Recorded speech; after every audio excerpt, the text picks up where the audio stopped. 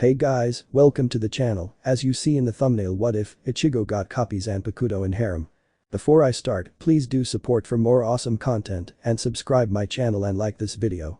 Go support and follow the Lord Wolfe for writing that awesome fanfic, and also make sure to comment on this story, link in the description. Let's start this video. Are we this far out again, Captain? Ranjiku Matsumoto, Lieutenant of Squad 10 asked. For the 10th time, Ranjiku, reports of hollows in the outer districts have been decreasing for an unknown reason, according to the 12th Division. We are here to find out why, Captain Hitsugaya told her with irritation. They were currently headed through a forested area in the outer area of the Rukan district near a village that had been plagued by hollow attacks for years. When they asked the people who or what was eliminating the hollows, they seemed to remain silent and even lied, saying they didn't know. Most likely they were more afraid of what was out there than the hollows themselves. This way, I sense a hollow close by, the short captain took off in a blur, followed by his second in command. They arrived in time to see the dead body of the hollow dissipate into Reishi particles. Ah damn it, looks like we just missed them, Captain, the large red woman sighed dejectedly, but all the while happy they didn't have to do any work. This is most irregular, I'm positive when I sensed the hollow it had just appeared in Soul Society. Toshiro walked around the site looking for any clue he could find. Whoever did this also sensed the hollow and got here than me and killed it all in the span of a few seconds. The white-haired captain couldn't find a single trace of anyone other than himself and his lieutenant. When this situation was first brought to the Gate 13's attention, they had first deployed a few seated officers to investigate. After they returned empty-handed with no explanation for the mass destruction of hollows from all around the Rukan, a team from the 12th Division was sent to investigate. They too came back with nothing, and now all the captains of the Gate were made aware of the situation, and 4 were sent to find out what was happening along with their respective lieutenants. Captain Hitsugaya and his second Matsumoto were sent east, Captain Kichiki and his lieutenant Renji Abarai went west, Captain Aizen and his lieutenant Hinamori went south, and Captain Yukite, who didn't currently have a lieutenant, so he brought his subordinate Rukia Kichiki to investigate north.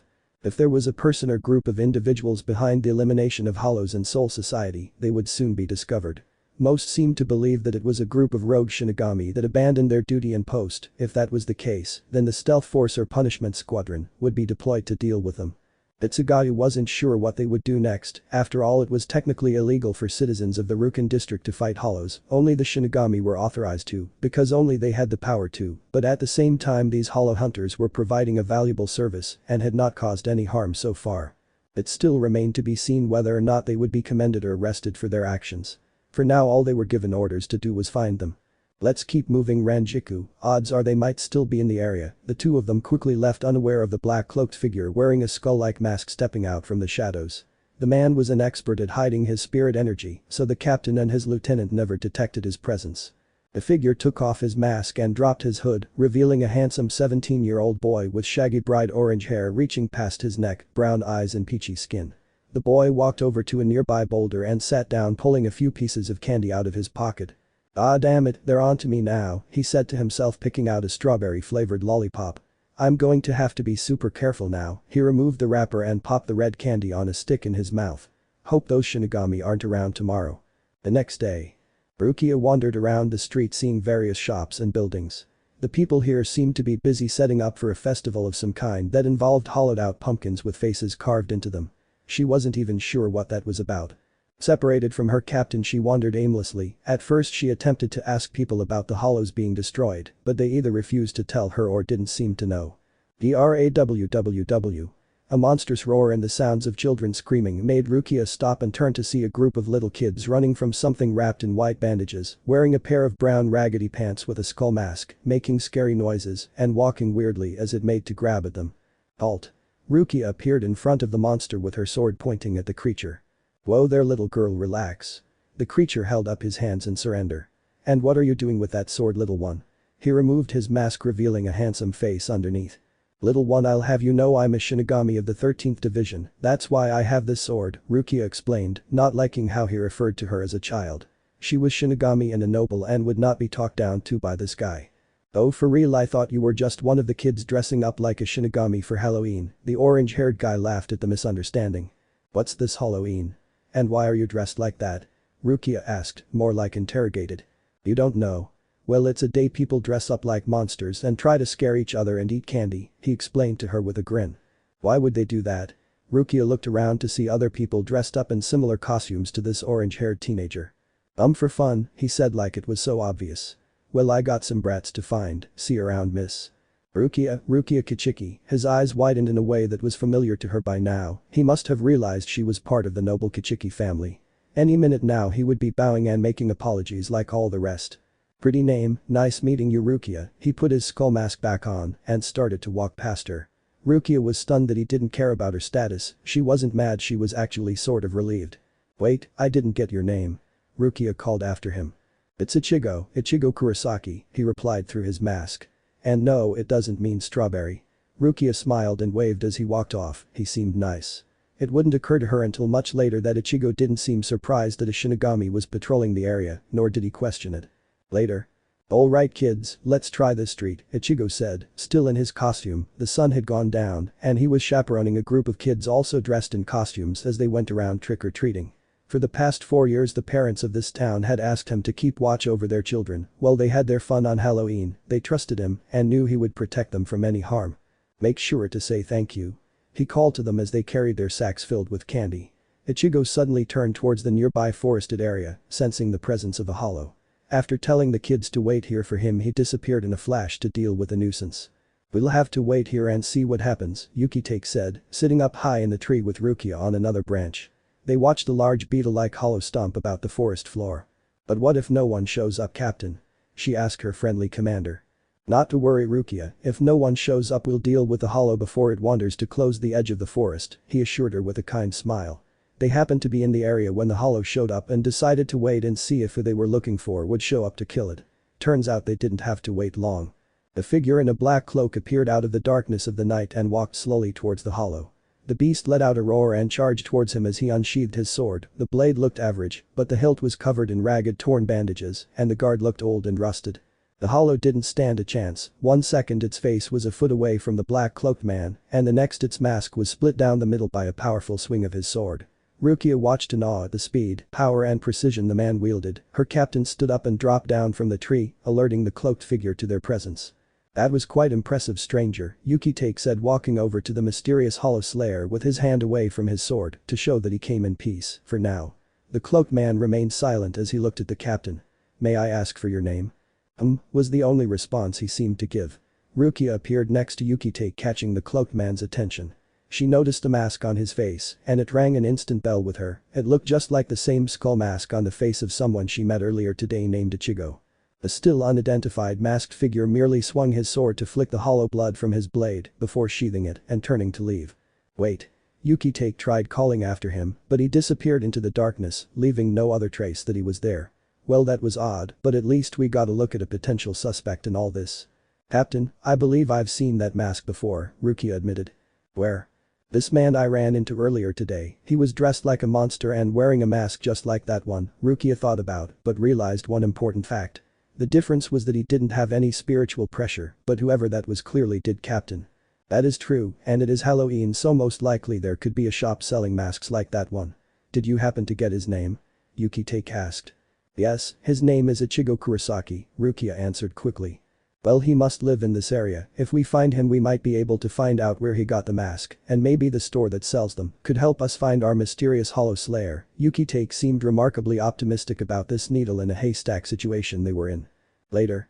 "I'm back." Ichigo called from the entry of the house. "Ichigo?" a girl called from the other room. He walked into the small kitchen to see a girl the same age as him with long auburn hair, dressed in a black skirt and white t-shirt and apron over her clothes. "Did the kids get home alright?" "Yup, the little brats made it home stuffed to the gills with candy." Ichigo grinned, taking off his black cloak and skull mask. He sat down at the table wearing only a pair of ragged brown pants. His body was not super toned though still quite muscular for his age, but Orihime knew how strong he really was. She put an open soda bottle in front of him while opening one for herself. "Happy Halloween," they both said, taking gulp. "I saw the Shinigami today," Ichigo dropped on her. "Two actually, and one was a captain."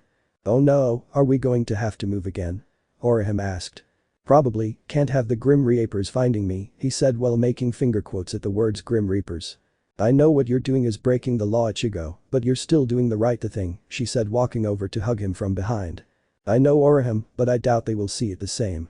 I'll probably go to prison if they catch me." He placed his hand over hers as she held it against his heart. "But in the meantime, let's enjoy our freedom," he said, eyeing her temple quickly. She smiled at him and led Ichigo by the hand to the bedroom. "Times like this I really love the afterlife," Ichigo said, laying her on their bed. The next morning Ichigo awoke to the sound of knocking at the front door. He unwrapped his hands from around Orihim's naked body and put on a pair of pants before heading to the door, grumbling about this being too early. Opening the door, his heart nearly stopped when he saw the same Shinigami captain and Rukia Kichiki from last night. Luckily his years of practice allowed him to hide his surprise and greet the two. "And how may I help you two this morning?" He smiled, but inside his head he was chanting curse words over and over. Sorry for disturbing you so early, but are you Ichigo Kurosaki?" Yukitake asked, finding said person was surprisingly easy. The first person they asked, Rukia, described a tall teenager with bright orange hair, and they immediately knew who he was talking about and told them where he lived. "Yes I am, what can I do for you?" Ichigo gestured for them to come inside. Rukia's eyes were glued to his abs, making the orange-haired teen smirk. "See something you like, shorty?" "Then no, of course not," Rukia scoffed and turned her head away to hide her blush. The three of them sat at a small table before Yukitake began his explanation for why they were there. "My name is Yoshiro Yukitake, I'm the captain of Division 13, and my associate you've already had the pleasure of meeting. We won't bother you for long, so I'll get to the point. Rukia told me you were wearing a mask when she met you, correct?" The white-haired captain asked kindly. "Yup," he said with a pop. "The person of interest we are investigating also possesses the same mask. We were wondering where you got that mask, it might help us track down this person." Yukitake noticed how calm Ichigo appeared, despite a captain-level Shinigami being in the same room as him, it was very odd. "Well, I'm sorry to say I didn't buy my mask anywhere, I fished it out of the trash. We don't exactly have much money as you can see," he said, pointing to the living conditions around the home. "You can look around the area, you might be able to find the shops that sell masks, but it might be difficult since it's the day after Halloween and most of those shops would be packing up their seasonal products right about now," he shrugged. "I see, that could be a problem. You said are there others living here?" Yukitake asked. "Yes, actually someone who lived in the same city and time as me back when I was alive, we met up in the Rukin district and have been living together ever since," he explained happily. "I'd ask we be quiet, she's still asleep and after last night's fun is very tired," he smirked. "Get what I mean, shorty?" Ichigo asked, seeing Rukia blush again. The perverse talk in front of my captain," she practically growled. "It's quite alright, Rukia, his carefree attitude reminds me a lot of Shunsui," Yukitake chuckled, seeing the similarities between this teenager and his friend.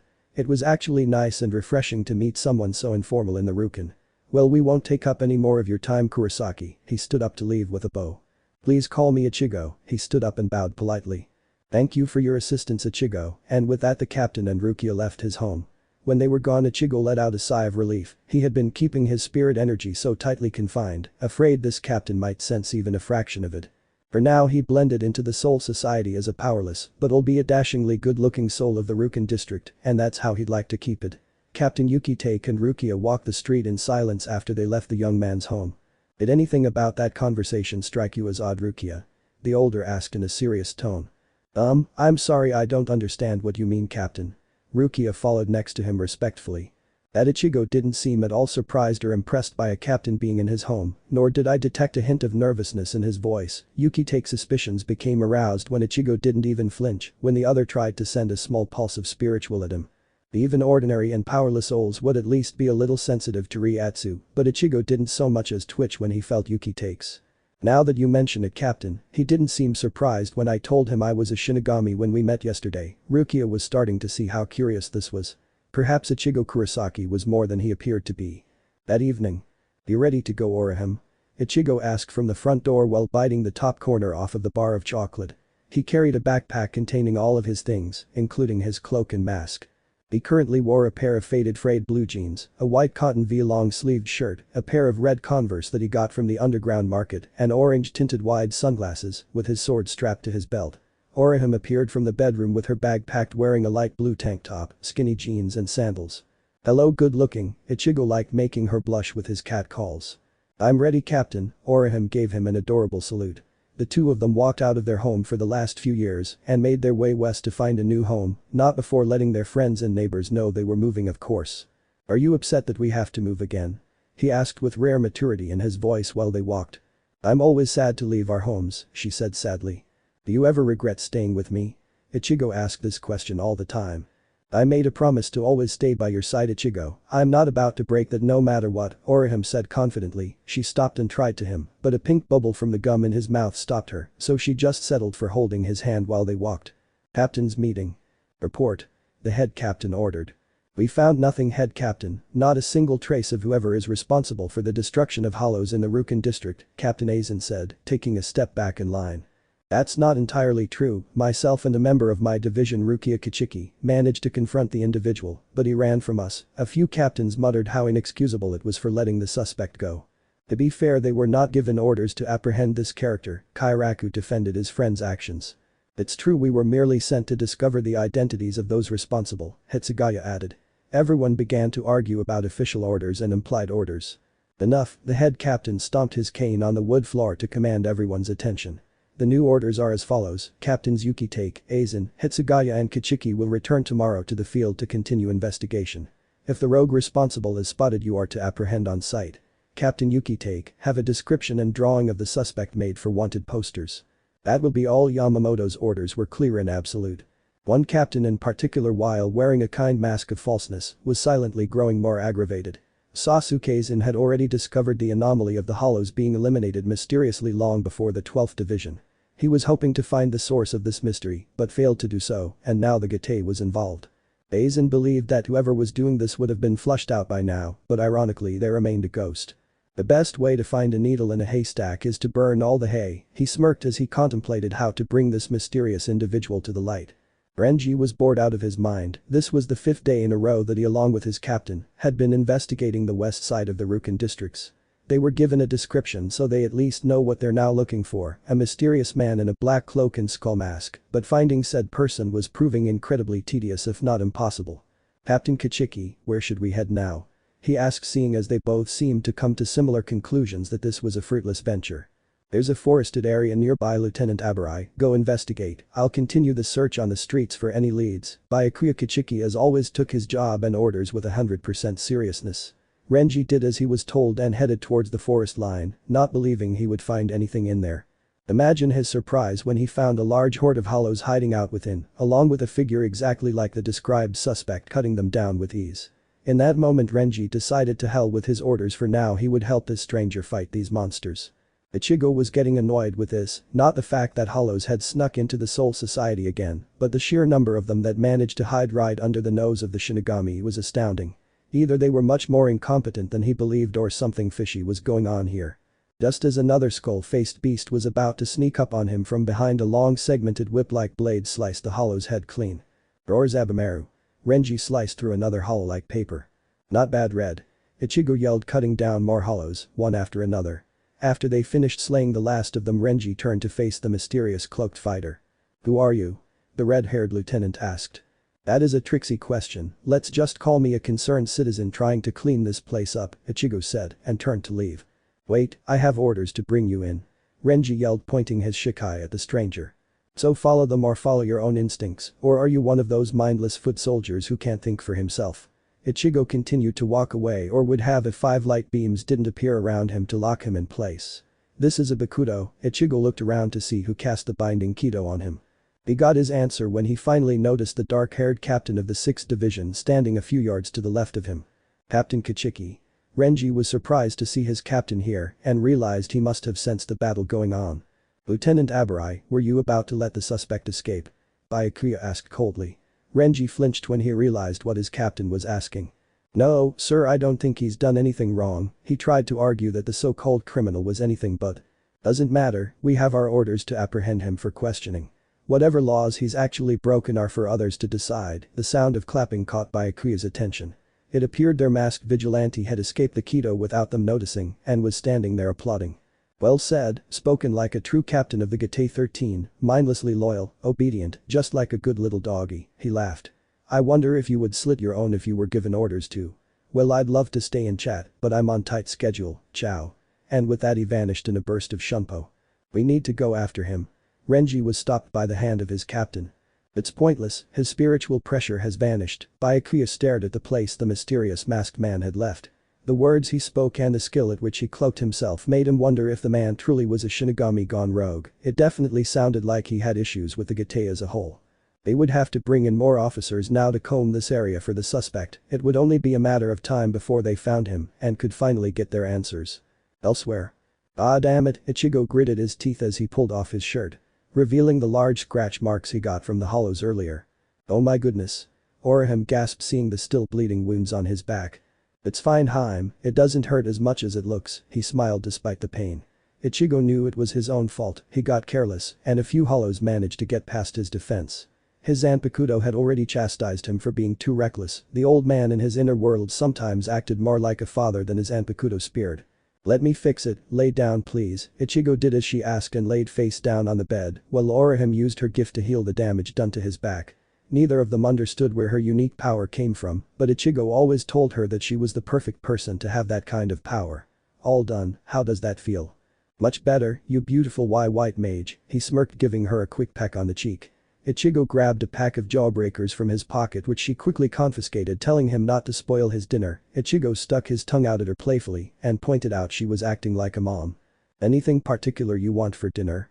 Orihime asked, walking over to the other side of their new home where the stove and sink were located. Whatever you want's fine, I need to pop in on my Zanpakuto for a bit, wake me when dinner is ready. Ichigo leaned up against a wall and placed his Zanpakuto on his lap to get into the proper meditative position. After concentrating for a moment, he felt himself drift into his inner world. Opening his eyes, he found himself in the realm of his Zanpakuto. It looked like a huge white city up in the sky, shaped like what he liked to call a five-pointed star cross. He looked over the edge to the ground and like always only saw an endless grey desert, an area of his inner world he didn't like visiting. This place was a symbolic reflection of his soul, a haven city floating above a dark wasteland. Ichigo walked along the streets, his eyes drifting over the white buildings and European architecture. He looked up at the large tower, at the very top a black castle with a broken archway over it, and decided to take the shorter route and just teleport up there. Up at the castle, he was greeted by a legion of knights dressed in all the same armor with white capes, all lined up before him. At ease boys, they all bowed before him and opened up a path to the castle for him. Each of them held a sword that was exactly the same, much like their armor. Ichigo made his way to the throne room. He knew that every single one of those knights was an extension of his Zanpakuto, but an army needed a king to control them, and that's where the old man came in.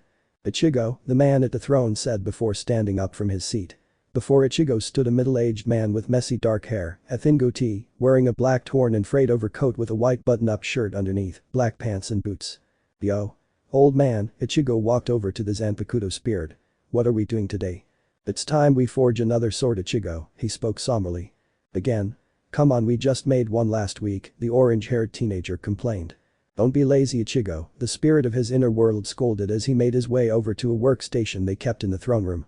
It contained all the tools any blacksmith would need to forge blades and other weapons. Yeah alright, so we making that one we talked about the other day. Ichigo rolled his sleeves up and put on a pair of thick work gloves from the table. The Zanpakuto spirit took off his sunglasses and handed them to his master to put on. Alright old man, let's get cracking. The next day.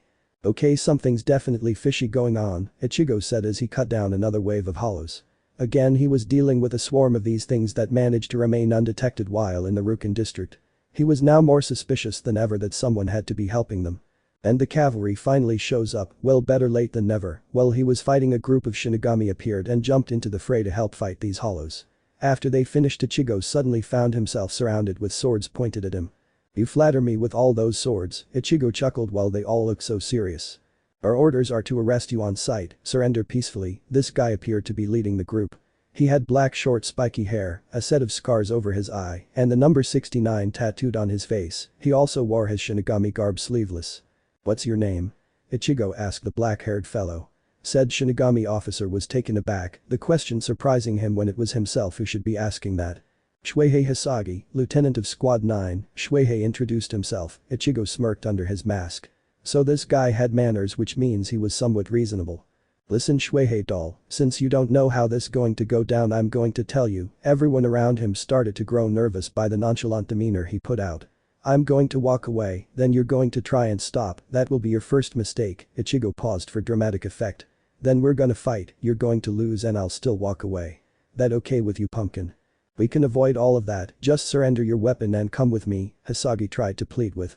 Sorry, not gonna fly, Chico, my girlfriend's got lunch waiting for me. He attempted to walk away, but Shueihei drew his sword and pointed it at him. Oh dear, here we go, Ichigo sighed before spinning around to slash at the lieutenant. He expected the guy to dodge, but was mildly surprised when Hisagi locked blades with him. Interesting. Everyone get back. Shuhei ordered the other Shinigami to give them space, mostly for their safety, but he also sensed the power in the mysterious masked guy's blade and knew he might have to release his Zanpakuto. Oops, you turned your eyes away from me, Ichigo whispered. The next thing Shuhei knew, he was barely parrying a fast barrage of slashes and stabs. He definitely did not expect this, nor did he expect what happened next. The Kumayubi, Ichigo said as his left hand surged with Raishi, he then quickly jabbed 2 fingers into Hisagi's left shoulder. Ah! Shuhei clutched his ruined shoulder, it felt like it was shattered to pieces. What was that, some sort of Kido? In a way, yes, it's a little something I came up with.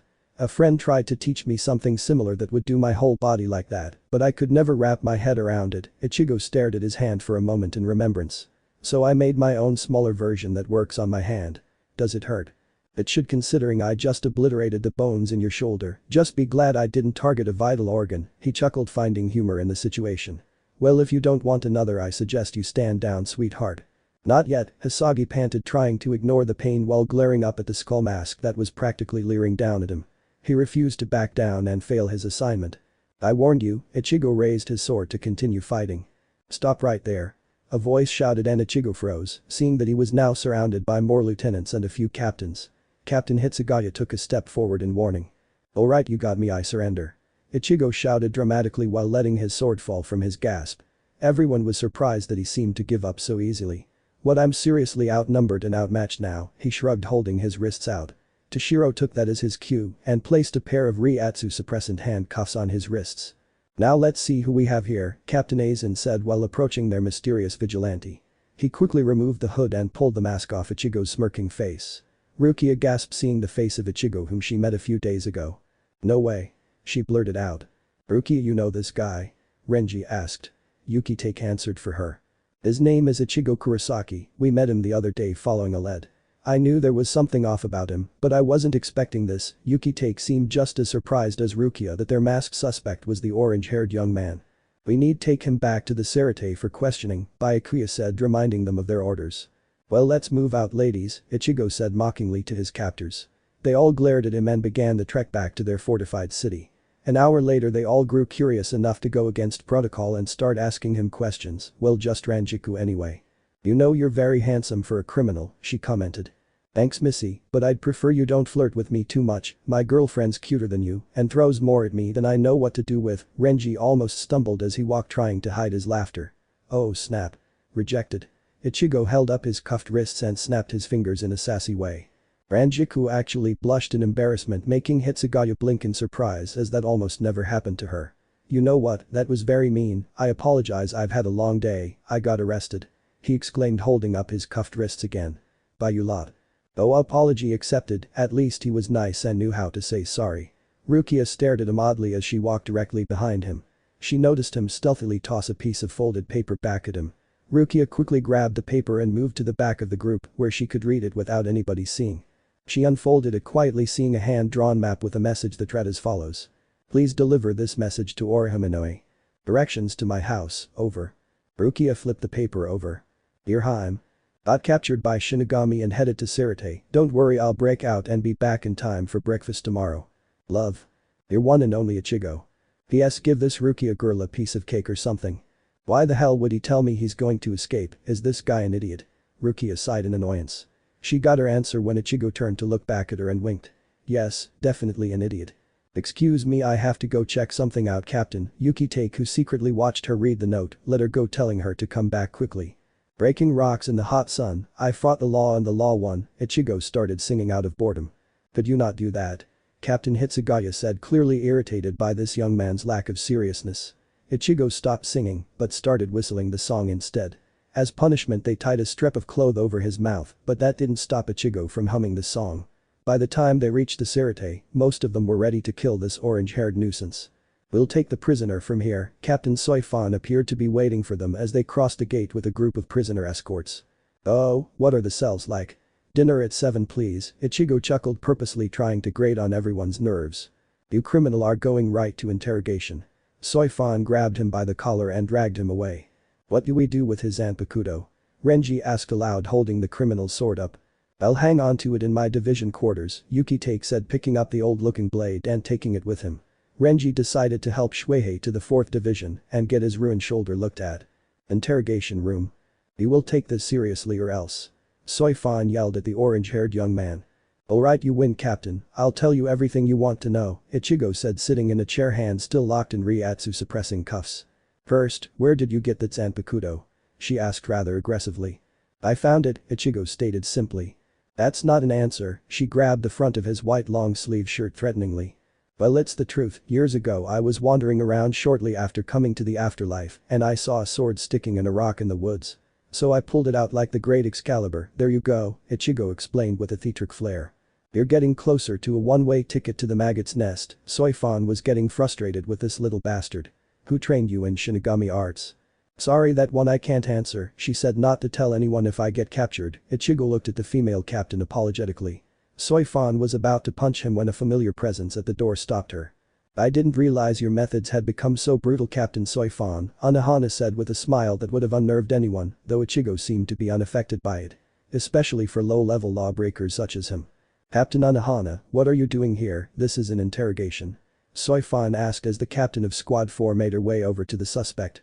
Really? I just thought this was some kind of foreplay, Ichigo blurted out and then laughed at the look on Soifan's face. Yurichi was right, she is fun to mess with.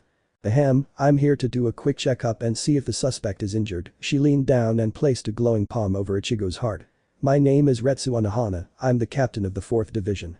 The healing squad, well, you're wasting your time, I don't got a scratch on me, but with the way little Miss Tight Ass is glaring at me I won't for very long, he smiled and winked at the petite captain.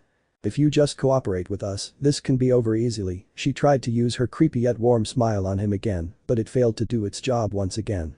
All done, you're 100% healthy it seems. Told you, see you around, Anohana, Ichigo blew at her before she left and then turned his grin to Soifan. Now back to you, sweetie. Elsewhere later. Page Shiro, Kairaku knocked on the door to his friend's quartets before coming inside holding a bottle of sake. Shunsui, come in, Yukitake waved over to sit down with him while he was busy going over various documents. What are you working on? Kairaku asked, pouring himself a drink. You know that masked vigilante, I'm trying to find a loophole to whatever laws he has broken, Jashiro said, reading over another parchment. I heard we finally apprehended him, so did he commit an actual crime? Shunsui took another swig of his sake. His name is Ichigo Kurosaki and he definitely did, he even admitted to it, but I'm trying to find a good reason not to throw him in prison. He hasn't really done anything wrong, he's been protecting the Rukin from hollows where we have failed, he shouldn't be imprisoned for that, Yukitake sighed in frustration, this whole thing didn't seem right.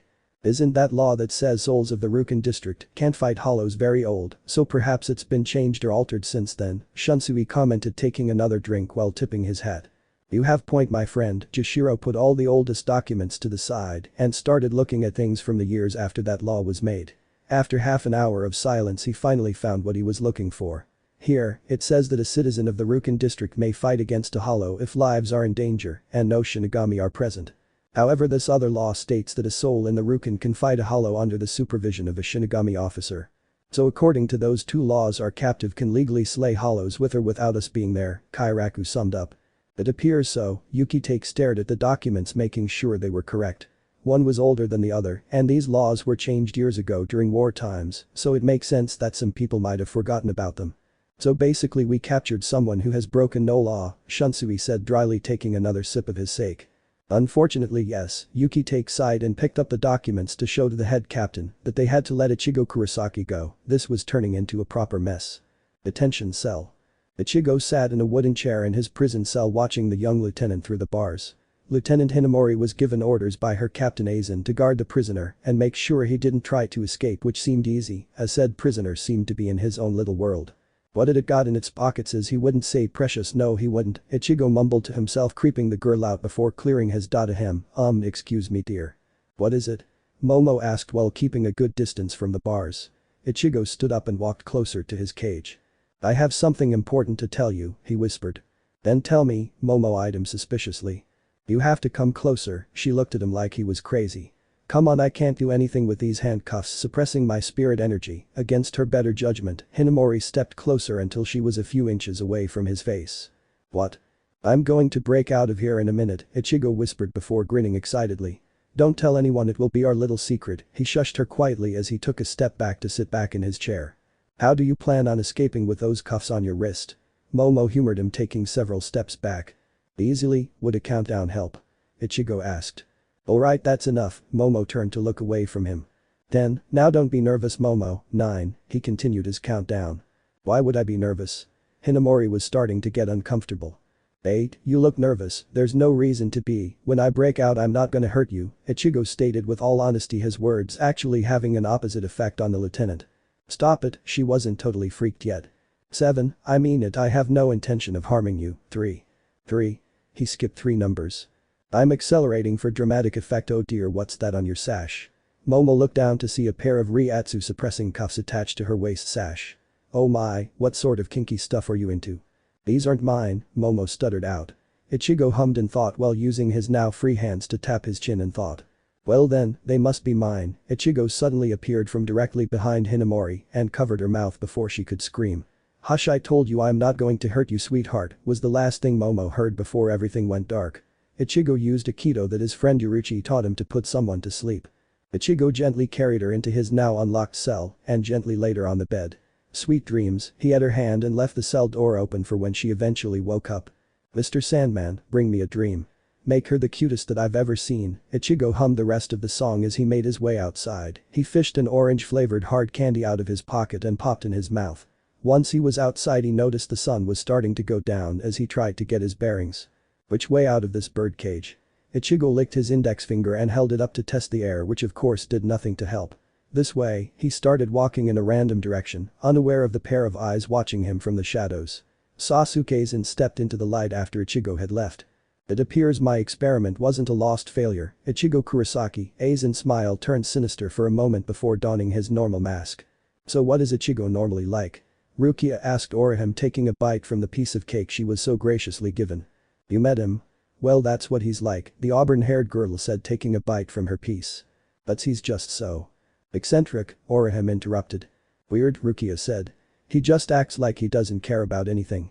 But he does care, he cares a lot. Orihime took both their finished plates over to the sink. There's a reason he acts that way. Something terrible happened to him, his attitude is just how he copes with it. What happened to him? Rukia wondered what awful things could have happened to Ichigo to make him act so loony. I can't say, he wouldn't want me to. He's a good person, Rukia, he doesn't deserve to be imprisoned for that. Orihime looked at her sadly. I'll see what I can do. I just hope he doesn't cause any trouble. She took one last look at the note he passed her on the street that said he was going to break out. Seireitei. They really need to put maps around this place, Ichigo said aloud, wandering the maze-like streets of the Gatei's fortified city. No food court, no smoothie joint, no Sears. What kind of place is this? One would assume that now that the sun has gone down you would try to move quieter with stealth, but not Ichigo. He walked down the streets in the open without a single care. Well, I should probably go find my Zanpakuto, he'll be pissed if I leave him here. Ichigo stopped walking when he finally heard what sounded like a large group of people. Hopscotching over a few walls he finally found what he assumed was a bar built for the Shinigami to frequent. Finally, I can get a drink. You should have seen the way this guy moved. Renji exclaimed, he was talking about the guy they captured and how easily he took on a horde of hollows. I didn't realize you were that enamored with him, Yumichika said. I'm not. I just think he's pretty tough for a regular soul, Renji argued. If he's as badass as you say then he's anything but a regular soul, Ikaku added. You did say he had his Zanpakuto? Yumichika asked, following the two men to the local hangout. Wouldn't mind getting a chance to fight him, Ikaku chuckled. The three of them walked into the bar and Renji nearly passed out in shock, seeing the very same person they were just talking about, the same person they captured earlier today, Ichigo Kurosaki in the bar making a spectacle of himself. No. You're not listening, it's a big factory with a room full of candy landscape, a chocolate river, fizzy lifting drinks and geese that lay golden chocolate eggs, Ichigo explained to the group around him, taking another sip from his drink. That's my dream, to build that here in Soul Society. How do you plan to build that? A random Shinigami asked. I'm still working on that, Ichigo laughed awkwardly. What the hell are you doing here? Renji finally got over his shock and approached the orange-haired teenager. Getting a drink red, Ichigo looked at him like nothing was wrong. It's Renji, and I mean, why aren't you locked up in a cell? The red-haired lieutenant calmed down enough to ask the real questions, too bad Ichigo wasn't mature enough to answer properly. Oh that, well I broke out, or maybe he was mature enough to speak the truth. Then why, just why are you out in public? Ikaku and Yumichika were too wrapped up in this conversation to interrupt them. I repeat Red, I'm getting a drink. Ichigo took another sip of his alcoholic beverage. Dealing with this guy was mentally exhausting.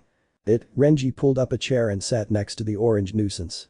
Personally, he didn't believe Ichigo had done anything wrong, plus he was technically off duty right now. His two friends from the 11th division sat down with them. Alright, I need to say this now, or I'll never get another chance. Ichigo put his drink down and pointed at the redhead. You have awesome tattoos. Renji spit his drink out, almost choking. Seriously, how cool does that look? He said, pointing at the tribal-like tattoos. Wait, you like my tattoos? Renji asked. People often made fun of his ink, saying it looked ridiculous on him. Rukia frequently made a point of it, much to his embarrassment. I mean, I would never get inked, but they look great on you. Speaking of which, I noticed that Hisagi guy had tattoos. Is there a parlor around here or something? Ichigo asked with complete seriousness. I did this mostly myself. I think Shuhei did the same, Renji explained. How is old 69? Is his shoulder still annihilated? Ichigo grinned, remembering the little skirmish they had with the poor lieutenant. Yeah, Captain Anohana had to knock him out to stop the pain and let her operate.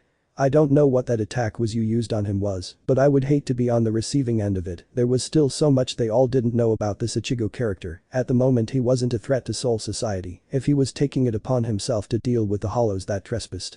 However, his allegiances still remains to be seen. I should probably send him something. Do they have card stores or gift shops here in Seireitei? Ichigo asked while all three Shinigami looked like he was crazy. I'll take that as no. So Ichigo, I heard guys with Ichi in their name are tough warriors, Ikaku began.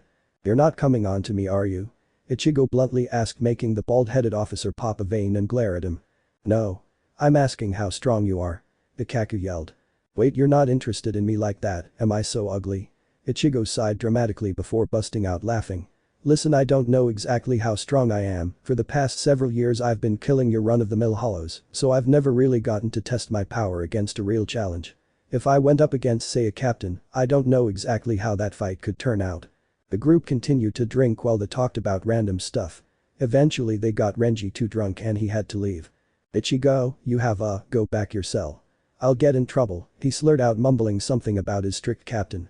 Sure Red, I'll get right on that, Ichigo lied smoothly, he was just a little buzzed. He left the bar, deciding to go look for his Zanpakuto, hoping he would run into more easygoing people like those three he met tonight. Too bad luck wasn't on his side. What are you doing out of your cell? Ichigo turned to see one of the captains who helped capture him earlier. Toshiro Hitsugaya didn't seem all that surprised that he escaped and sounded more interested with how he escaped. If he recalled, he was being guarded by Hinamori. Momo. Yes, what about my adorable little jailer? Ichigo smirked at him as the shorter captain unsheathed his sword in a rush. What did you do to her? Toshiro shouted, holding back his rage. If this bastard hurt her in any way, he would personally execute him here and now. I put her to rest, Ichigo said without even thinking, or perhaps it was the alcohol that made him say something so stupid. Toshiro didn't even hesitate to attack him, starting with viciously trying hack and slash at the orange menace. Hey, just calm down for a tick, Ichigo dodged each of his attacks by leaping backwards. Unfortunately, his back hit a wall, and he just narrowly slid out of the way from getting stabbed through the heart. Look kid, can you just stop please? Ichigo tried to plead with him again, but calling the youngest Shinigami captain a kid just pissed said captain off even more. Don't make me fight back, his mood suddenly turned darker as he held up his fists in a fighting pose. Silence. The air suddenly grew cold as Toshiro was about to release his Zanpakuto, or would have if it wasn't for the sudden appearance of Captain Kairaku standing between them, with both swords drawn to keep both combatants at bay. Whoa, hold up there youngsters, now what's this all about? The kimono-wearing captain asked. He started it, Ichigo tattled, pointing at Hitsugaya. Kairaku chuckled before looking over at his fellow captain for answers. He broke out of his cell, I was merely recapturing him. Toshiro looked away, embarrassed for the real reason he was attacking. Look Toshiro, Ichigo began. It's Captain Hitsugaya. He barked out. My mouth sometimes says stupid stuff without my permission. I didn't kill your girlfriend, I meant to say I put her to sleep with a harmless Kido, she's resting peacefully back in my cell, he explained with complete serious, scoffing at the skeptical look on the Shinigami's face. If you don't believe me, go check, this kimono-wearing guy can keep me company until then. Toshiro disappeared in a flash of high-speed movement, leaving Ichigo alone with the other captain. At the risk of getting attacked again, I know your name. Very courteous, I like that. Shunsui Kairaku, captain of the 8th division, he introduced with a tip of his straw hat. I'm sure you've already been told who I am, but I'll say it anyway. Ichigo Kurosaki, GD Knight, he couldn't help but snicker at the title he used this time. You're probably going to arrest me now, he sighed. Probably, Kairaku's hand gripped one of his swords. Then I guess we got a good old-fashioned Mexican standoff, Ichigo frowned seeing the joke go right over the other's head. Really? Are you Shinigami that out of touch? Just then a small black butterfly landed on the captain's outstretched hand. Ah, perfect timing Jashiro, Kairaku relaxed and started to walk away. Are you coming? You've just been cleared of all charges, and the other captains wish to meet you. Sounds charming, Ichigo went along with him for two reasons. One, Kairaku seemed trustworthy, and two, he was curious to meet the other captains. Captains meeting. Head Captain Yamamoto stood at the end of the line of captains. He was eager to start this meeting, but mostly he was curious to meet this boy that Jashiro had an interest in. This Ichigo Kurosaki was supposedly a soul of the Rukin district and had been for about a decade, and in that time he found his Zanpakuto, learned the Shinigami arts, and started eliminating hollows in the Rukin then they could detect them. Such a feat seemed impossible, but if what his former student was telling him was true, then he would like to see the boy that made the impossible happen. Well, isn't this a fancy place? Voice from the other side of the double doors said, interrupting the silence in the room. The doors opened and Captain Kairaku walked, assuming his position with the other captains. In walked a person whom half of them had already met. Soifan glared at him, Hitsugaya gave him a thankful stare, Byakuya didn't even acknowledge him, Anohana and Aizen gave him a welcoming smile, while Jin simply grinned in his usual way, and the rest simply stared at him curiously. I must say this wasn't what I was expecting, Kamamura said aloud. Ichigo turned to see a large captain wear some sort of bucket helmet to hide his face. He thought about making a remark, but held his tongue knowing that everyone had something to hide, this guy's must be a physical appearance. I have to agree, there doesn't seem to be anything special about this boy, Kuritsuchi said. Holy shit. Is that your face? Ichigo pointed at the captain of Squad 12 animatedly. This captain had his face painted like something even a scary clown would have nightmares of. You look like the Joker's long-lost brother. Such insolence. Mayuri glared at the boy. Why so serious? Ichigo mocked. Enough.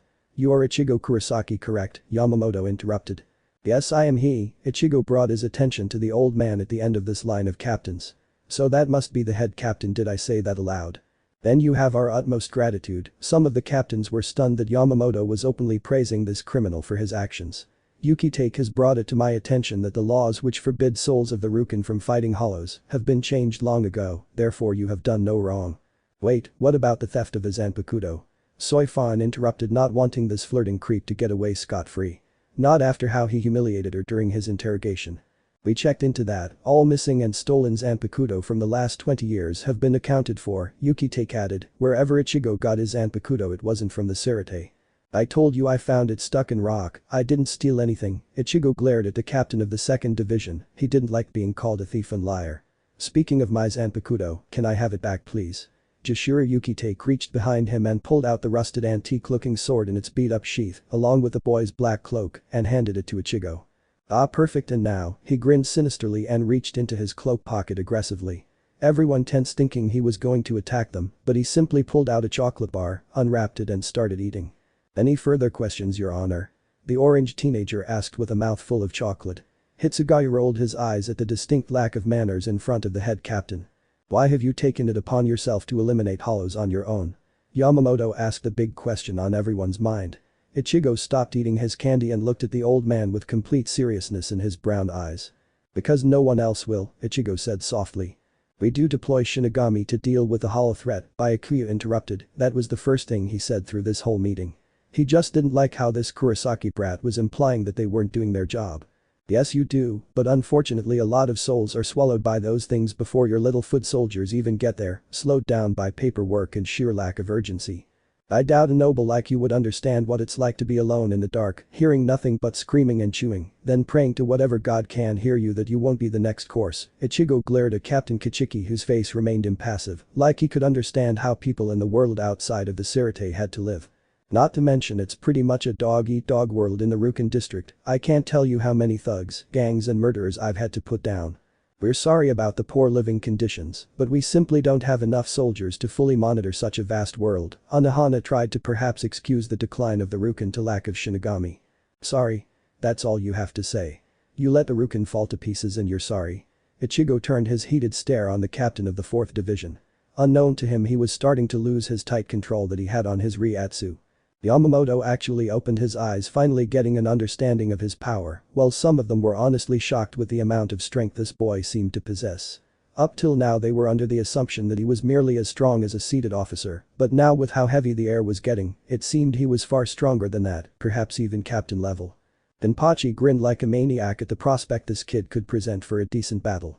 "They're absolutely right, we shouldn't be making excuses," Yukitake said, trying to defuse this quickly escalating situation. The boy quickly regained control of his Ryatsu with an angry huff, going back to eating his candy bar to calm himself down. "Any other questions? It's late and I'd like to get home and sleep." Ichigo wasn't in the mood anymore to be playful. "How are you eliminating hollows as fast as my men can detect them?" Kuritsuchi asked. "The hollows appear and then are destroyed before we can assign someone to deal with it. How is that possible?" The hollow sensing abilities of this boy would have to be far beyond that of his technology, and that was a difficult pill to swallow for a guy that strived for the best. "Oh, well, that's a secret, maybe I'll tell you someday." Ichigo smiled at the face-painted captain who just stared him down hatefully. Okay, so maybe Ichigo could still be playful. The real reason why he didn't tell them how he can sense hollows probably would have him executed on the spot, so you can't blame a guy for holding his tongue when his life is on the line. "Where did y'all get the threads?" Jin Ichimaru asked with his, practically trademark, smile, referring to the very modern world white t-shirt, jeans and Converse shoes Ichigo wore. "Wow, you're a creepy one. Underground markets is where I get my stuff. Apparently some of your Shinigami smuggle stuff from the human world, clothing, toys, videos, televisions, and sell them to these underground markets," the orange teenager said nonchalantly. "All that talk about us failing in our duties, and you let an underground market run loose." Soifan commented, pointing out the boy's hypocrisy. "Oh bleh." Ichigo blew a raspberry at her. "Please, they just sell living world stuff as a commodity. I've investigated them and they're harmless. The only reason they're underground is because they're worried noble families like his might take away their cool swag," he said with a nod in Byakuya's direction. "That will be all for now, dismissed." The head captain ordered, growing weary of this whole thing. He figured the matter of Ichigo's true strength could be dealt with another time. There was also the matter of why Ichigo looked so familiar, yet he couldn't place his finger on where he saw the resemblance before. "I hope the next time we meet it will be on the battleground," Kenpachi said, walking past the boy. "I look forward to it," Ichigo remarked sarcastically, not exactly eager to fight this obvious psychopath. The next to stop and make a comment to him was surprisingly Byakuya. "You're wrong to assume I don't know about the conditions of the Rukin district," was all the stoic captain said before leaving without another word. Ichigo was the last to leave the meeting hall, where he was confronted by Captain Yukitake outside. "Ichigo, I want to express our sincerest apologies," the white-haired captain said sympathetically. "It was wrong to arrest you on no true legal grounds." "It's fine really, I always wanted to take a trip to the Seireitei and see how much better the Shinigami are living than the poor souls they send here," Ichigo smiled grimly. "Now I know. Let this be a token of our appreciation for your work." Yukitake pulled a strange item from his pocket. It looked like a wooden pentagonal-shaped emblem with a skull and X carved into it. "What's that?" Ichigo looked at the strange emblem in his hand. "It's called a combat pass. Basically it's like a badge we give to agents of the Gate 13 who are not the conventional Shinigami," he explained, holding it up for Ichigo to see. "It signifies that you're affiliated with us, and it can also detect nearby hollows." "That's great and all, but I'm not exactly sure I want to be affiliated with this organization. Plus I already have a sort of sixth sense for detecting hollows." Ichigo eyed the badge suspiciously. There was something about it that didn't seem right. This combat pass sounded like something they would rarely give out, and yet Yukitake seemed to have one readily on hand, which was odd. Ichigo turned and began to walk away with a wave when realization hit him. "On second thought, I think I'll keep it just in case," he said, plucking the badge out of Yukitake's open hand. It had occurred to Ichigo that they were letting him go way too easily. Here he was a person in possession of a Zanpakuto with obvious power, and they were just leaving him to his own devices. If that were true, they would be incredibly stupid. "Thanks Yukitake, see ya around," the captain smiled pleasantly at him as he pocketed the badge and made to leave. The Gate 13 may be stupid in taking care of the Rukin, but they were not the same for potential threats like him. He wouldn't put it past them to put a tracking device in the badge so they could follow his every move. Let them. Meanwhile, Aizen sat in a chair, leaning his head on his hand while he watched from a monitor screen the whole exchange between Ichigo and Yukitake. He didn't bother to suppress a smirk when he saw Ichigo willingly take the combat pass. "Quite a character that boy is, isn't he, Captain Aizen?" Jin commented, seemingly appearing from the shadows. "Indeed. Although I must say I'm disappointed that I didn't get a chance to see his full power." Aizen was hoping that Ichigo Kurosaki would get into a battle after he escaped his cell. He didn't count on Yukitake finding a loophole to clear the boy of all charges. Maybe you should have killed your little lieutenant. That would have certainly put Toshiro in a rage. Jin continued to smile despite talking about framing someone for murder. Momo still has her uses, for now at least, Aizen said like he was talking about a tool to be used and not a person.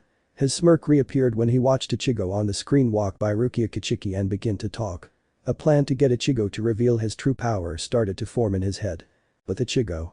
He had nearly reached the exit of this fortified city when he walked past a familiar Shinigami shrimp. "Howdy shorty," Ichigo said, tipping an invisible hat. What are you doing?" Rukia was shocked to see him out and about with no alarm raised or Shinigami officers jazzing him. "You're like the third person to ask me that tonight." "I'm going home, I was cleared by your captain," shorty Ichigo said smoothly. She sighed in relief hearing her captain had saved Ichigo from imprisonment.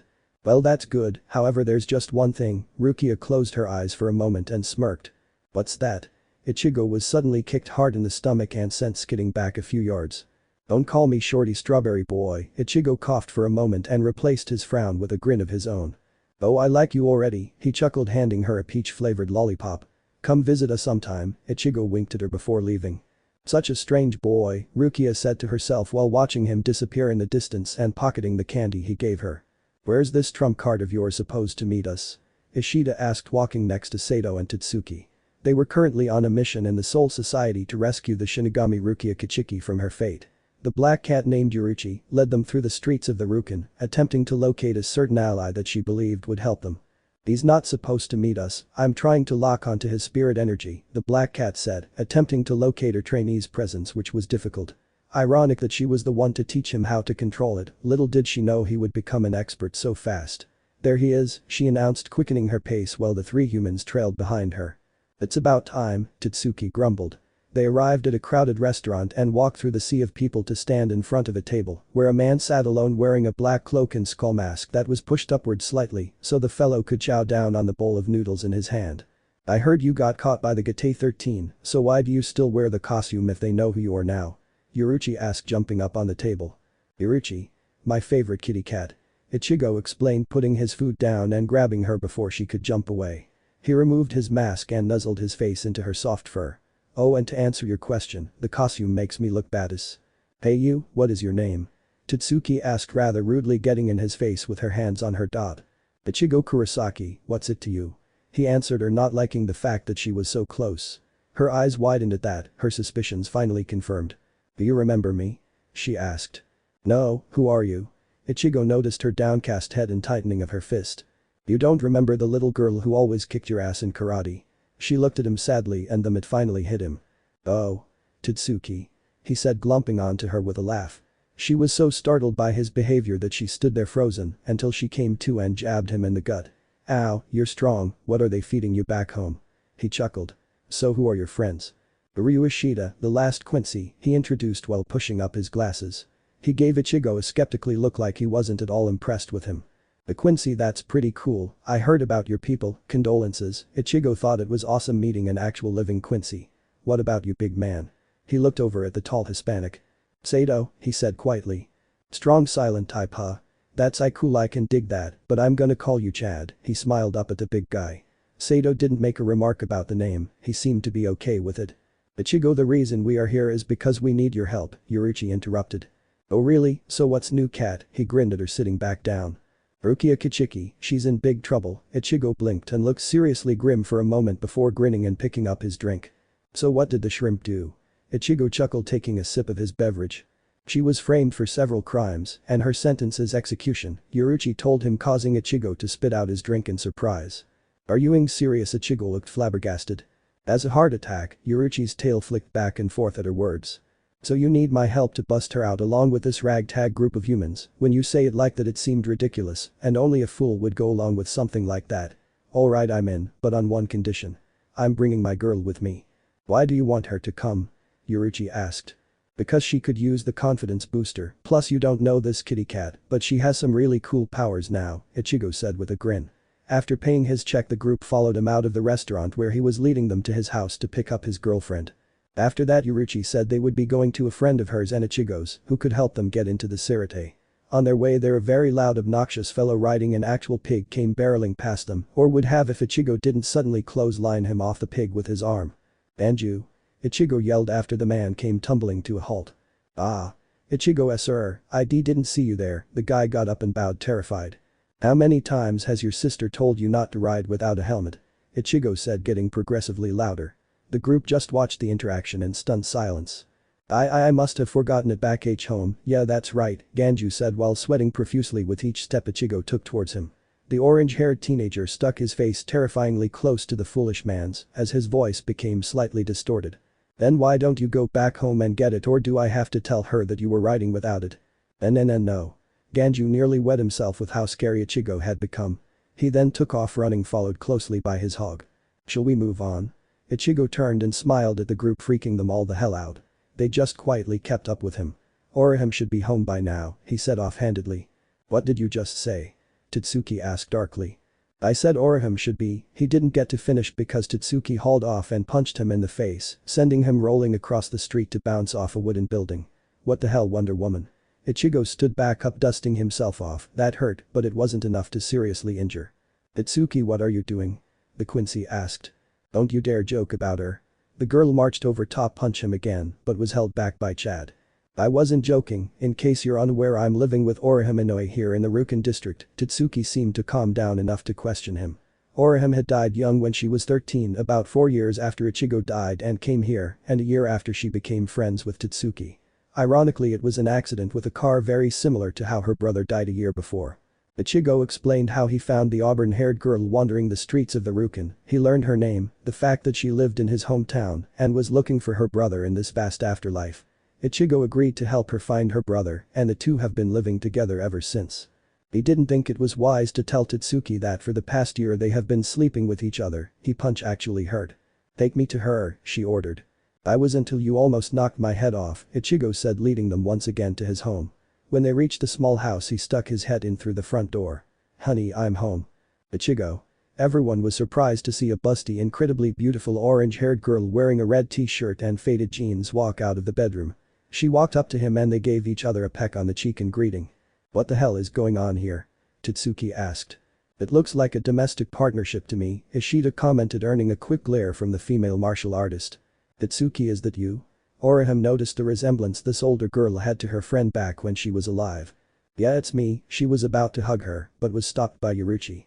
You two can catch up on the road, we need to leave now, the cat said, interrupting their moment.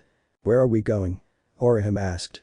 I need you to come with me, we're taking a trip to the Seireitei, Ichigo explained enthusiastically. Put on your good shoes, we need to leave like right now. After they left the house, Orihime and Totsuki decided to talk and catch up on what was going on with each other the past few years. Totsuki told her about how she met the ghost of her older brother recently and how Rukia sent him to the Soul Society. Orihime had no idea that she was lying. She didn't have the heart to tell her friend that her deceased brother had become a hollow and attacked her, looking for his sister to devour. Rukia had saved Totsuki's life and purified Sora Inoue, that's why she was here, trying to save the Shinigami from an unjust execution. While they were talking up ahead, Ichigo decided to ask the human and Quincy why they were here. Chad told of how he had adopted a strange bird and was soon attacked by an invisible force that kept causing accidents all around him. It turned out that the bird was actually the soul of a little boy that was trapped by a hollow, and said despicable creature used the child to lure victims. Rukia, with the help of Chad, dispatched a hollow known as Shrieker and sent his wicked soul to hell. Ishida, on the other hand, started out his relationship with Rukia by threatening her and telling her to leave the town. He even went so far as to challenge her by using bait that lured in an infestation of hollows. In the end, they summoned a large creature known as Jillian. By sheer luck, both Quincy and Shinigami were able to work together and drive it back into the portal it came from. Ishida was here to repay her and find out more about the Shinigami he claimed to hate. So why exactly do you hate the Shinigami? Was it because of the whole genocide thing 200 years ago? Because you weren't even born yet? Ichigo asked, trying to get some insight on this. He personally didn't hate the Shinigami, he just thought the Gate 13 was incompetent as a whole and hated the decisions they made. My grandfather believed that both Shinigami and Quincy can work together, but he was wrong, since the Shinigami are too arrogant to want to work with anyone, he trying not to sound too angry. Well, to be fair, he was right, you and Rukia were able to work well together. If you ask me, you sound like you're speaking from some old hurt that won't go away. Ichigo noticed how the Quincy flinched, but hit it well. He must have hit the nail on the head because the guy wouldn't speak on this anymore. To Ichigo, the whole Quincy extermination seemed ridiculous and yet suspicious. It seemed odd that neither side could reach a compromise when it could have been achieved so easily. Uryu's grandfather was correct in that both could work together, Quincy's could fight hollows and weaken them, while the Shinigami just deliver the killing blow and purify the soul, easy right? There were a lot of holes in that historical event that Ichigo made a mental note to look into at some point. Why do you wish to help Rukia? That was the first question out of Chad's mouth he heard all day. Well, I like her, she was kind to Orihime and me. Rukia wasn't at all like the nobles I heard about, she was down to earth and even helped me out with my keto. Ichigo and Orihime were actually surprised when Rukia took him up on his offer. She visited them every week for the following 6 months after he was arrested and released. Rukia would often blow off time with her family and Byakuya to come see them in the Rukan, where Orihime would bring her to where she worked during the day. While Ichigo patrolled the districts and eliminated hollows and criminal activity, Orihime set up a council center with a group of others to help people and children deal with their recent deaths and help them find their deceased family members. Most of the work was done to help others reunite with their loved ones, but also Orihime was hoping that she would one day find her brother this way. Rukia was actually impressed and moved by what they were doing and volunteered to help out whenever she could. She even promised to talk to her brother Byakuya about this and try to get him to support more of these centers being set up throughout the Soul Society. It was safe to say that Rukia Kichiki quickly became a dear friend to Ichigo and Orihime, and they would do anything they could to save her from her fate. Alright, here we are, Yuruchi announced to a home with a large banner being held by 2 statues. I haven't seen Kukaku in a while, wonder if she missed me. Ichigo walked right past the guards who just nodded their heads at Ichigo and Yuruchi while eyeing the others suspiciously. Yo, Kukaku, you up? Are you drinking again? He shouted, walking through the house like he owned the place. Ichigo, keep it down. Someone shouted from the room next to him. The door slid open to surprisingly a woman. The clueless humans thought Kukaku was actually a man. So how's my favorite customer? Oh, I'm fine, though I didn't come here for an order. Ichigo sat down, pointing toward Yuruchi, who explained the situation and how they needed entry into the Seireitei. The fireworks expert laughed, saying she had just the thing while showing them outside. That thing's a cannon, I thought it was a chimney, Tatsuki exclaimed, looking up at the towering pillar. It doubles as both, this is how you're all getting in, I'm going to shoot you all through the barrier, Kukaku Shiba explained, emphasizing it with her fist. Before anyone could say how crazy that sounded, Ichigo started laughing like a maniac while bouncing up and down. Oh yes. Yes, yes, yes, what are we waiting for? He shouted, running over to the cannon as if to climb it, only to get punched in the face by the one-armed fireworks master. Not so fast, you may have the control to form the cannonball, but the others don't yet. Ichigo just stuck his tongue out her while holding his bleeding nose. Later that night. Hey Tatsuki, Ichigo whispered, giving her a poke. Everyone had went to sleep after practicing to form the cannonball that would shield them tomorrow morning. Ichigo wanted to have a talk with his childhood friend in private for a bit while everyone else was asleep. What is it? She asked, rubbing the sleep from her eyes. Take a walk with me, was all he needed to say before getting up and heading outside. Tatsuki quickly got up and followed after him. Once they were outside, he finally opened his mouth to say something. I just wanted to ask how my family is doing these days. He looked away as he asked, she was stunned for a moment while she stared at his back. What do you want me to say, because I'd be lying if I said they're fine. They miss you greatly, both you and your mother. Tatsuki didn't tell Ichigo how Rukia saved his family from a despicable hollow called Grand Fisher, or how the Shinigami found out that it was the same hollow that originally killed Ichigo and his mother. It must have been a miracle that the 9-year-old boy wasn't consumed, but unfortunately his mother Misaki wasn't so lucky. She didn't tell him for 2 reasons, she didn't want him worrying over his still living family, and she couldn't bring herself to tell him that his mother's soul was devoured by a hollow. Tatsuki remembered Ichigo when he was a boy and his mother was his whole world, who knows how badly it would devastate him to know what really happened. But do they endure? What Tatsuki didn't realize was the Ichigo already knew the truth. He had repressed the memory for a couple years, but when he was eavesdropping on a group of Shinigami, he heard them talk about a hollow called Grand Fisher that had yet to be slain. When they described what it did and looked like, all the horrible memories came rushing back to him so fast he couldn't stop himself from throwing up. It was the soothing voice of his Zanpakuto that managed to calm him down and break Ichigo out of his despair. Ever since that day, he stopped searching for his mother's soul in the Rukan and kept his special senses alert in case that bastard Grand Fisher ever got the balls to go hunting in the Soul Society. Yeah, they still move forward. Tatsuki looked away to keep the tears at bay.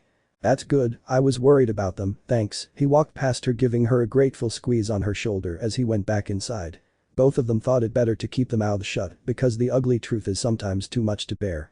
The next morning. Everyone stood in the base of the cannon, one hand on the orb that would form the protective cannonball that would also pierce the barrier surrounding the Seireitei. No one except Ichigo managed to get a good night's sleep while knowing how dangerous this mission was. "Let's blow this thing already," Ichigo shouted, getting impatient. "Give Kukaku the chance to fire at Ichigo," Yuruchi scolded him. "Are we absolutely sure this is the only way?" Uryu asked, starting to get second thoughts about this. "Ready to fire," Kukaku shouted from the outside. "Hang on and good luck." You know, it just occurred to me that I have this pass thing the Gate gave me that's supposed to grant me entry into the Seireitei," Ichigo said nonchalantly. "What?" everyone shouted. "Too late, this is more fun. Fire." Everyone was about to start protesting when the cannon suddenly fired, launching them through the sky. Iritsuki glared at Ichigo while they all sat inside the transparent orb. Ichigo clutched his sides, he couldn't stop laughing. "Oh my god, the look on all your faces," he wheezed out, trying to get air in. Everyone except Orihime and Chad just glared at him. "Fancy that, we're coming up to the barrier." They all turned their heads to see the Seireitei getting closer by the second. Geronimo. And with that, the colliding with a resounding explosion that could be seen across the Seireitei. A few minutes later. "Hahaha. Yeah." Ichigo laughed as he rolled over on his side in the crater, his impact formed with Orihime wrapped protectively in his arms. The explosion ended up separating them all, and he grabbed the first person that came to mind and used his body and spirit energy as a shield when they hit the ground. "Are you okay, Ichigo?" Orihime stood up, coughing a bit from the dirt and dust kicked up from the impact. "Yeah, I'm fine, not a scratch," Ichigo groaned as he stretched and popped his back a few times. "See, totally fine." Well, if it isn't Ichigo Kurosaki." They both turned to see Ikaku and Yumichika of the 11th Division. "Oh hey, it's the two lovebirds," Ichigo commented. "What did you say?" the bald one shouted. "Well, you two are always joined at the hip like a married couple," Ichigo argued back. "He's got us there," Yumichika smirked, tossing his hair back with a flick of his head. "So what's with the flashy entrance, Ichigo?" Ikaku asked, getting down to the point. "Oh, nothing much, me and some others are just breaking into the Seireitei to rescue Miss Kichiki," he explained like it was a normal day for him. "Wait, I thought you were on our side," Ikaku said as he approached the intruders. "Whoever said I was on your side was terribly misinformed. I'm on my side, which happens to be the right side to be on." Ichigo smirked, seeing the bald Shinigami looked ready to fight. He was just itching to test his abilities against a Shinigami again. "Do I have time to do my lucky dance?" Ikaku grinned. "Knock yourself out." Ichigo pulled out a cherry lollipop and stuck it in his mouth and handed a flavored one to Orihime while they waited for the bald Shinigami to finish his dance. Another few minutes later. "Shall I start the count?" Ichigo looked down at his defeated opponent. Ikaku laid collapsed on the ground, bruised and bleeding. Though what hurt the most was his pride. After releasing his Shikai, all he could do was put a few scratches on his opponent, while Ichigo didn't even release his Zanpakuto and quickly brought him down with several well-placed cuts and strikes from his Akuma Yubikido attack. "Can you tell me who trained you?" the bald Shinigami asked, clutching onto the leg of the one who defeated him. "I don't really have a teacher, I learned from a few people, but I guess the closest person to that would be Uruchi Shihoin," he admitted while the other's eyes widened. "You win, so I guess I'll tell ya. Rukia Kichiki is being held in the White Tower of Repentance awaiting her execution," he said before passing out. "Thanks, now where did my little Orihime wander off to?" Ichigo looked around before deciding she knew how to take care of herself and continued on. During his second journey through the Seireitei, he ran into a poor meek member of Squad 4 named Hinataro Yamada being picked on by a group of obnoxious Shinigami.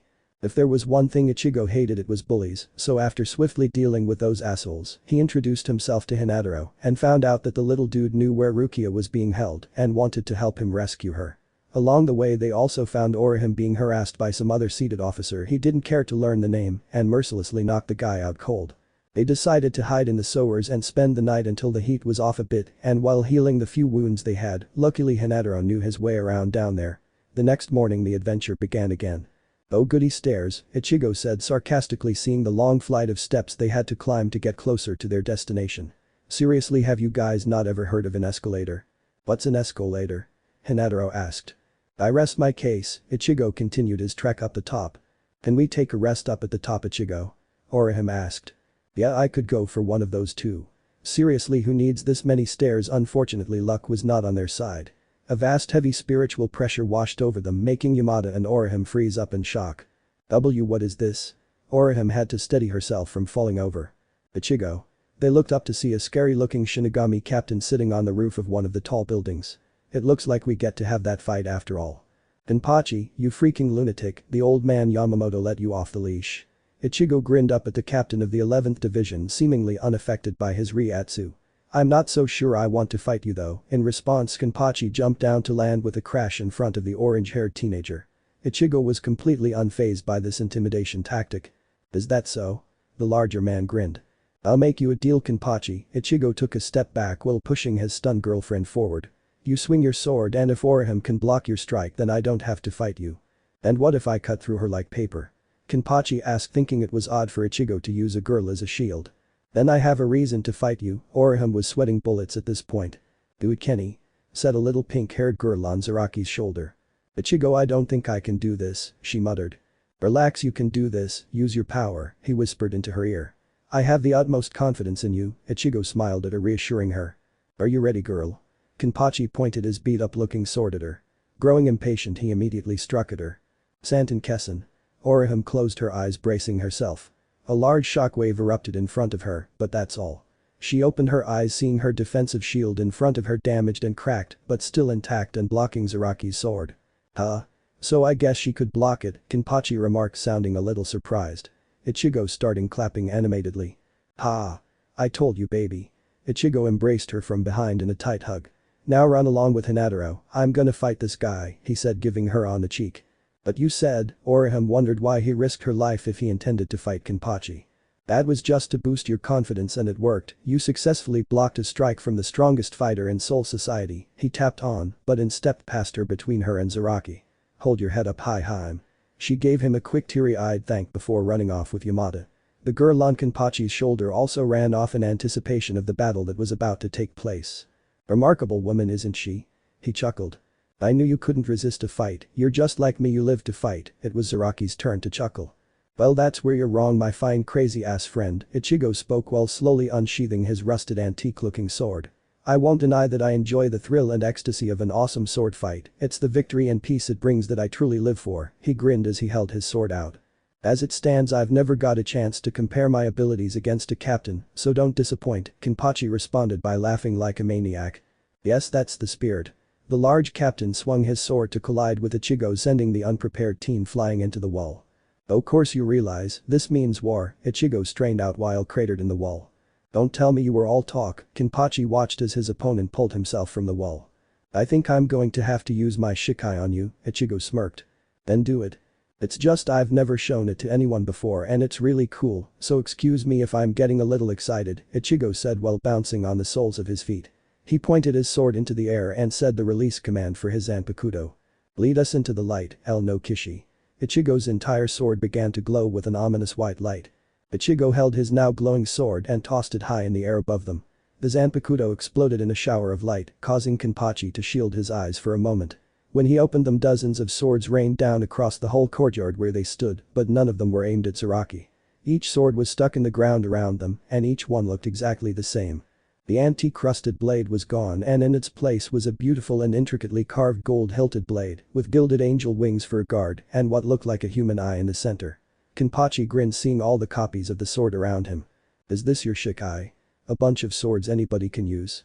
He asked, reaching for a nearby sword, only to have his hand violently burned by getting a little too close to it. Not just anybody, all these swords are for me to use, Ichigo grinned while grabbing a nearby sword stuck in the ground. Let's start with an easy one, he said, charging toward Kenpachi, swinging his sword wildly at him. That's good way to start out, Zaraki laughed, getting a few minor cuts. He retaliated by swinging his sword at Ichigo, but the orange teenager swiftly dodged each strike. Ichigo did a spin move with his sword, but much to his opponent's surprise the sword transformed into a large spiked metal ball on a chain. He used the momentum to slam it into the captain's side, actually sending him flying a few yards. Wow, I actually knocked you back, Ichigo beamed with pride. What the hell happened to your sword? Kenpachi frowned, not liking weird abilities. He much preferred enemies with straightforward fighting styles like his own. Oh, nothing, this one just happens to be a mace in disguise, Ichigo chuckled, returning the weapon back into a sword. He then stuck it into the ground and grabbed another one that was close by. This one, however, is a little different. The gilded blade transformed into a long, deadly looking black scythe. Throughout the battle, Ichigo would frequently swap swords with the many that were scattered about the area. Each one seemed to have a single unique ability or hidden form. I was almost like each blade had its own Shikai, which seemed impossible for a single Zanpakuto to have that many different Shikai forms. It doesn't matter how many different swords you use, they're not enough to take me down, Ichigo. Kenpachi said with a wide grin, nearly slicing Ichigo's head off. Luckily Ichigo pulled off a move that Yorichi taught him and used Shunpo to move out of the way while leaving his cloak behind for Kenpachi to cut. Well, how about 2 swords? Ichigo jumped back now in his white long-sleeved shirt and jeans, grabbing 2 copies of his Shikai in each hand. He swung the left sword first, sending a wave of water to douse Zaraki and flood the entire courtyard. Next Ichigo jumped and balanced himself on the hilt of another sword stuck in the floor before swinging the right sword, sending a wave of electricity to fry the soaked Shinigami. What the hell are you made of? Ichigo was surprised that while electrocuted and smoldering the captain still stood tall. By turn, Kenpachi was about to send a destructive wave with his sword at Ichigo if the teenager didn't see that coming and threw his electric sword at the battle-crazed Shinigami. Zaraki of course batted the blade away, but Ichigo used a distraction to grab another gold angel winged sword with his left hand. He then ran up to Kenpachi using the water sword he still had and the new one he just grabbed to blast the captain with water and then freeze it solid using the other weapon. Let's see you get out of that, Ichigo smirked while turning away from the icy pillar, only to get impaled through the stomach from behind. Gah. I didn't mean right now. He coughed up a bit of blood and jumped away to avoid another strike, along with the falling ice. Kenpachi clawed his way out of the ice, revealing that his eye patch was removed and with the removal of it, a huge outpour of Reiatsu came with it. And you told me not to hold back. When you were holding back all along, Ichigo chuckled nervously while applying pressure to the hole in his stomach. The fight continued, this time much more one-sided. Every different weapon and every power his swords possessed all seemed to be useless against Kenpachi. Fighting the captain of the 11th division was like fighting a hurricane, pointless and brutal. Even Ichigo's Akuma Yubi didn't slow down the brute, no matter how many organs and bones he smashed with the focused Kido jab. Damn it, Ichigo grumbled lying face down on the rubble covered in blood and wounds. Kenpachi frowned disappointed and started to walk away. Stand up Ichigo, the voice of his Zanpakuto said in his mind. I can't, and even if I could none of our swords will work on this guy, Ichigo continued to lay there broken and bleeding. There's one more sword you could try, the old man said. Ichigo opened his eyes and lifted his head up to stare at another gilded sword stuck in the ground a few yards away. That one, the new one we made a few months ago. Ichigo started to pull himself off the ground and onto his feet. He had yet to practice with that one yet, but now seemed like a good time to test it out. His Majesty is right, a different distorted voice said from within his mind. The new voice spat the title in a mocking tone. If you're not going to use me then you might as well die using that baddest new sword. Ichigo flinched hearing the voice of the other side of his power. Alright, let's give it a whirl. Ichigo stood fully and slowly walked over to the blade in the ground. You still want to fight, huh? Kenpachi asked, watching Ichigo make his way to another one of his swords. Always, Ichigo laughed, pulling the sword out and pointing it at Zaraki. This sword is a little new and untested, so try not to die. Both Kenpachi and the orange-haired teenager's bodies glowed with the ferocity of the Reiatsu they poured out. They both charged each other swords in mid-swing. Itsuga Tensho. Ichigo's blade glowed with a blue light as a wave of raw power shot out in a perfect crescent. This blade was special as Ichigo and the spirit of his Zanpakuto created it to be the best of all the swords his Shikai produced, for now. There was an explosion when the two collided that destroyed the whole courtyard and then silence. A few quiet moments later laughter from the debris could be heard. Both Ichigo and Kenpachi laid on their backs out of commission, both of them laughed with big childish grins on their faces. Wow, that was fun, Ichigo commented while coughing up blood. Was it good for you? I look forward to a rematch, Kenpachi chuckled despite the huge gash running diagonally from his shoulder to his hip. I'm gonna take a nap now, wake me when someone comes for us. He will do, Ichigo of course passed out right after Kenpachi from blood loss. Unbeknownst to them someone was watching the whole fight take place. Head Captain Yamamoto had been quietly observing the battle that took place from atop a high building. He had already seen Zaraki in action before, so the captain's abilities weren't a surprise to him, but the power of Ichigo Kurosaki's Zanpakuto actually made his eyes widen for a moment. It seemed impossible for a single Zanpakuto to have so many different abilities, entirely impossible. No other Shinigami in the history of the Soul Society ever displayed an ability even remotely similar to the boy's Ono Kishi. As Zanpakuto's form and powers were shaped and defined by the soul of its Shinigami master, so what kind of soul did Ichigo Kurosaki have that would create such a powerful and versatile Zanpakuto? He continued to ponder this as he turned and left the ruined courtyard. However, the head captain wasn't the only one that was observing the fight. Sasuke-san watched the entire thing through his monitor screens below his division quarters. In fact, he had been watching Ichigo closely ever since he first entered the Seireitei. When Ichigo first released his Zanpakuto, he naturally assumed that it must have been some sort of trick similar to his own Kyoka Sujetsu, but upon further studying of Ichigo's Ono Kishi, he was pleased to find it wasn't an illusionary type. Each of those blades held a different form and power, almost like the boy was a god of weapons. How interesting. Where does one get a power like that, I wonder? Aizen thought, his deviously clever mind already coming up with several different theories. Later. Mr. Wonka, can we stay in the chocolate room a little longer? Ichigo mumbled in his sleep. Someone flicked his nose, making him gasp and jump up wide awake. Who the hell? Relax, it's just me. Yoruichi sat next to him in her humanoid form, fully dressed. Oh hey Yoruichi, wait, you transformed. Ah damn it, I missed it. Ichigo whined, rolling over on his side in a childish pout. You pervert, she said, poking him. I remember the first time I showed you my transformation, don't think I'll let you see it again. She glared down at her student. If I recall, you tried to get with me. Oh come on, I was horny 16-year-old and had a super hot naked matcha skin bikini model in front of me. What was I supposed to do? Ichigo asked, rolling over to face her with an answer me look on his. But no, you had to tease me and say no to my marriage proposal. Save it for Orihime Romeo, she snickered, playfully bopping him on the head. You're welcome, by the way, Yoruichi said, pointing at his bandages. You're lucky I got to you before any officers did, or you'd be recovering in another cell right now. Yeah, thank you Miss Flash Goddess, he waved his hand dismissively at her. So where is everybody else? Yoruichi filled him in on what happened with the others. For a while she had been following Sato, but had to leave him behind when he was unfortunately taken down by Captain Kairaku. Ryu and Tatsuki paired up and fought their way through the Seireitei, but got separated when the Quincy battled the mad captain of Squad 12 Mayuri Kuritsuchi. As far as she knew, Ryu won that fight but was still taken prisoner afterward. Yoruichi had yet to find Tatsuki, but had a feeling that someone who was on their side was hiding her. What happened to Orihime and Hinataro? Ichigo asked seriously. He remembered them going on ahead to rescue Rukia, but wasn't sure what happened next. Byakuya and Yukitake were lying in wait for them. Yamada was arrested, but I haven't heard news of Orihime's capture. I bet anything Yukitake is protecting Orihime and keeping her hidden, she explained. And here I thought I couldn't trust him. Ichigo smiled softly, happy to be proven wrong after that suspicious incident with the combat pass. So now I have to bust out Ryu, Yamada, Chad and Rukia. This just gets better and better. Actually you won't. I noticed you're getting rusty, so we're going to train, she said with a smirk. What about the others? Ichigo didn't like leaving people to die. I think they'll be fine, just let them sit tight for now until I can work on a plan. Yoruichi assured him that everything would be alright in the end. The only part that worried Ichigo was the aftermath. He figured they could probably hide out in the Rukin district, being that it was so big, but he doubted they could hide there forever. Hopefully his teacher would take that into account as well. 3 days later. Rukia stared at the giant firebird that would be the instrument of her execution in a few seconds.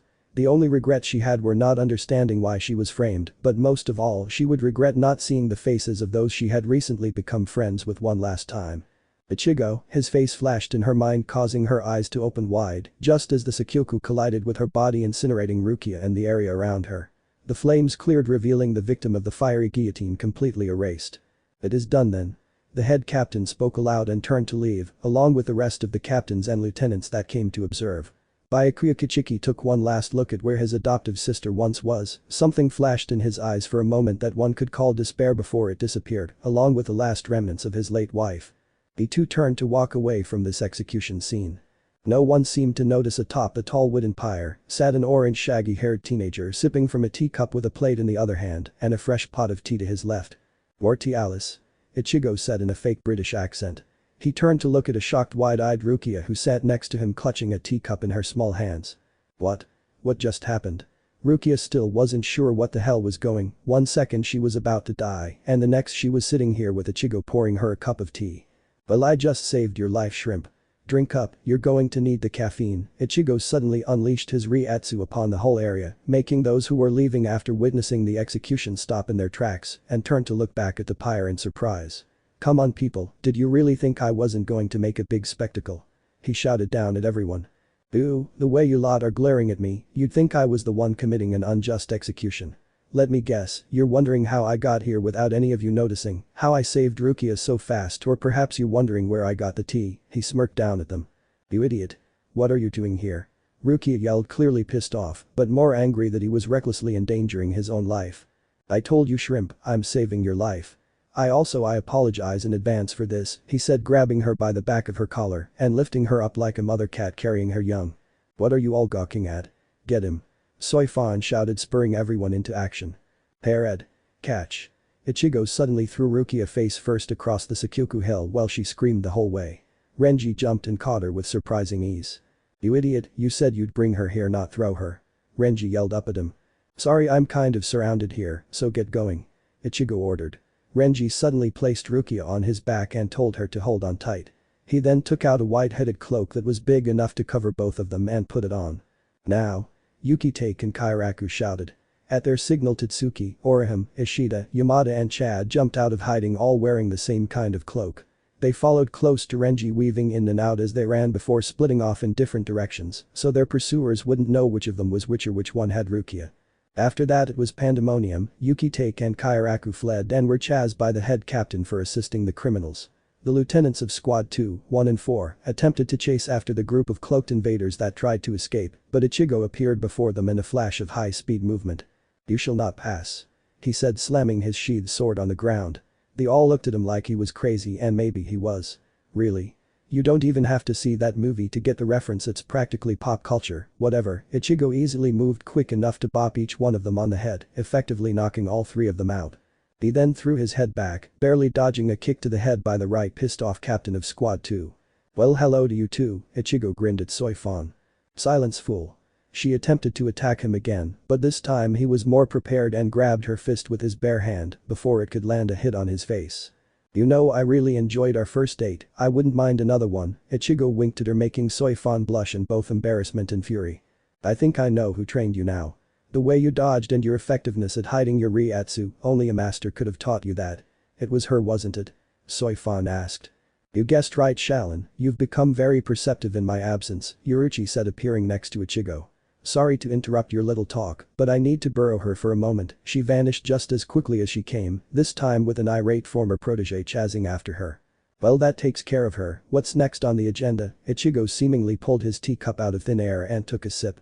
He noticed Byakuya Kichiki approaching him with a look of annoyance in his eyes. "So are you going to be the one to ask me where I got the tea?" "Please do, it's an interesting story, plus I'd much rather talk with you than fight." "No more games," Byakuya said, drawing his Zanpakuto. "I will cut you down myself before bringing Rukia back here." "How about a cup of tea first?" Ichigo cut him off, pouring the pot into another cup. "You know, I have this strong feeling that I'm going to have to kick your ass. I think you could use a cup of tea first." "I knew it was a mistake to let you go," the captain glared at him, referring to the loophole that released Ichigo from their custody months ago. "How many more times will you step on the honor of the Shinigami? If you're talking about the same honor that would condemn an innocent person, your own sister, then I'll tap dance all over it." Ichigo dropped his cup, letting the porcelain shatter on the ground, signaling the end of their discussion. The orange boy suddenly disappeared and reappeared in front of the captain with his sword in mid-swing. Byakuya easily blocked his attack and countered with his own strike. "This won't be like your fight with Captain Zaraki," he remarked emotionlessly. Ichigo just grinned and jumped back to avoid getting cut. "That's good, that means you have more finesse and grace that he didn't have. I might be in serious trouble." If Ichigo was worried, he didn't show it. His amused smirk never left his face, much to Byakuya's growing irritation, even after the captain unleashed the power of his Shikai. "Wow, that is really cool," Ichigo commented, dodging more razor-sharp pink cherry blossom petals. "Amazing, out of all the Zanpakutos I've seen so far, yours has to be the coolest. Do you think flattery will save your life?" Byakuya glared at him. "Of course not, you'll cut me down without even blinking, just like you were about to let your own family die without lifting a finger," Ichigo said, turning from playful to venomous in a single sentence.